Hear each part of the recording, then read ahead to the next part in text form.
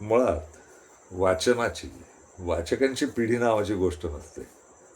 आपण ते फार गृहीत धरलं आहे.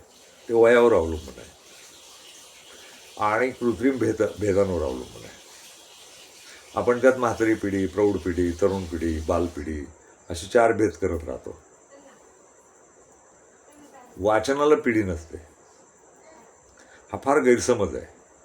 बालवाचक, तरुण वाचक, प्रौढ वाचक, म्हातारे वाचक हे काळाच्या ओघात फार महत्त्वाचं नाहीच वाटत मला. आत्ताचे तरुण वाचक वगैरे तर ते वयानं तरुण आहे, वाचनाला वय नाही. तुम्हाला जर भाषा येत असेल कुठल्याही वयात, वाचण्याची भाषा, तर वाचण्याची भाषा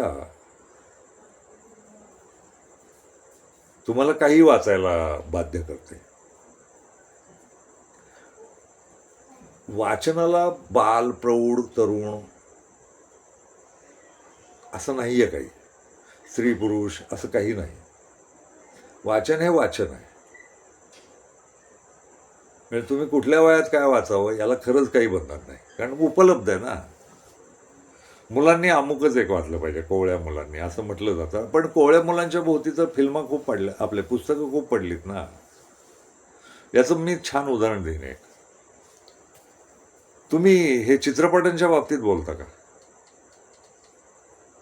नाटकांच्या बाबतीत बोलता का? नाही बोलत. नाही बोलत. चित्रपट तुम्ही जेव्हा पडद्यावर पाहता त्याला बाल, प्रौढ, तरुण, म्हातारा असं नसतं काही. कुणी तो चित्रपट पाहतं आणि स्वतःच्या आकलनानुसार काय समजेल तेवढं लक्षात घेतं ते. चित्रपटाचं उदाहरण मुद्दाम दिलं का? कारण ते लवकर लक्षात यावं. चित्रपटाला बंधन नाही ना, कुठल्या वयाच्या मुलांनी पाहावं आणि कुठल्या वयाच्या माणसांनी पाहावं. चित्रपट दिसतो ऐकताच. आणि आता सोशल मीडियामुळं तर ते सोपंच झालं. सोशल मीडिया कुणी हाताळावा याला बंधनच राहिलेलं नाही आता. तर तिथं तुम्ही सवलत देणार आहात. तुमचं चालू असतं, मुलांनी हे पाहू नये, अमक्यांनी हे पाहू नये, महिलांनी हे पाहू नये. आणि या जगातले पाहण्याची सवलत असलेला वयोगट हा शक्यतो वृद्धच आहे. वृद्धांनी काही पाहिलेलं चालू शकतं. कदाचित तुमची धारणा अशी असेल की आता काय त्याचं किती राहिलंय, तो जाणार असेल तर राहिलेलं सगळं पाहू द्या त्याला. तर पाहण्याला वय नाही ना. तसं वाचण्याला पण वय नाही. वाचन ही वयातीत, वय नसलेली गोष्ट आहे. त्यामुळं वाचनाला बद्दल या नजरेनं पाहणं हे कृत्रिम वाटतं मला. त्यामुळं माझं वाचणारे लोक हे कुठल्या वयोगटाचे आहेत मी असा विचार करून लिहिलेला नाही कधीच. माझं लिहिणं भाषा येणारं प्रत्येकासाठी आहे.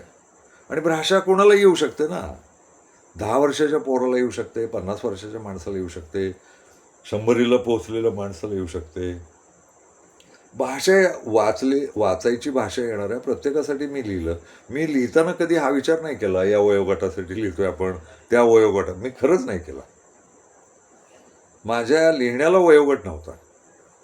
त्यामुळं माझी पुस्तकं वाचणारा वयोगट कुठला हे मी कधीच ठरवलं नाही. त्यामुळं आणि या वादात पण किंवा या नादाला पण मी लागलो नाही की आपलं तरुणांसाठीचं वाचन, बालांसाठीचं वाचन, महिलांसाठीचं वाचन, पुरुषांसाठीचं वाचन, वृद्धांसाठीचं वाचन, या फंदात मी नाही पडलो.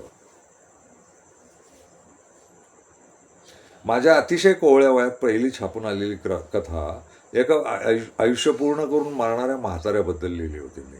जेव्हा मला मृत्यू नावाची नीट व्याख्याच येत नव्हती तेव्हा मी मृत्यूची वर्णनं केलेली पहिली कथा लिहिली होती. माझ्या लिहिण्याला वय नाही. माझं लिहिणं वाचणाऱ्यांच्या वाचकांना, वाचणाऱ्यांना वय नाही. आणि असंच असतं बहुधा. आपण त्यातल्या त्यात कृत्रिमपणे भेद केलेले असतात. कदाचित धंदेवाईक असतील, मला नाही माहिती, पण तसं नाही आहे. मला या वयातही बालकथा वाचाव्यासच वाटतात ना. तुम्ही सांगताच ना लहान मुलांना की संस्कार होण्यासाठी हे अमुक अमुक ग्रंथ वाच, असे जाडे जाडे, त्यातनं तुझ्यावर संस्कार होतील. वाचनाचा संस्कार नावाची जी गोष्ट आहे ना, ही वयबाह्य आहे, तिला वय नाही. ती मोकळीच राहिली पाहिजे. तुमचे कप्पे हे तुमच्या सोयीसाठी, तुमच्या जगण्याची सुलभीकरण करण्यासाठी सोयीस्कर आहेत, पण याच्याशिवाय त्याला फार अर्थ नाही असं मला वाटतं. वाचकाला वय नसतं, वाचनाला वय नसतं, लिहिण्याला पण वय नसतं. एक साधी कल्पना करून पाहू आपण की मी आज जे लिहून ठेवलंय अजून 1,00,000 वर्षांनी कसं वाचलं जाईल आणि कुठला वयोगट वाचेल. ती 25शीची पोरं असतील, 50शीचे लोक असतील का 75चे म्हातारे असतील, कुणी ठरवलंय? कुणी कधीही उचलून वाचावं, त्याला कळलं तर वाचेलच ना तो. आणि भाषा कळायला थोडा वेळही लागतो साहजिकच. त्यामुळं त्याला जेव्हा जी भाषा येईल, ती पूर्ण भाषा येईल, तेव्हा तो पुस्तकं वाचेल, माझी पण वाचेल. तरणी पोरं वाचणार की नाही तुमची पुस्तकं, हा मुद्दा माझ्या डोक्यात येतच नाही. तरण्या पोरांना भाषा येत असेल तर ती वाचतीलच, आणि नसेल येत तर माझ्या पुस्तकातनं भाषा शिकतीलच. त्यांनी शिकायचा प्रयत्न करावा, ज्यांना भाषा येत नाही त्यांनी. असं माझं साधं सरळ आहे. मला तरुण पिढी, प्रौढ पिढी आणि म्हातारी पिढी अशी भेदांची रचना करायची वाचनाच्या बाबतीत इच्छा होत नाही.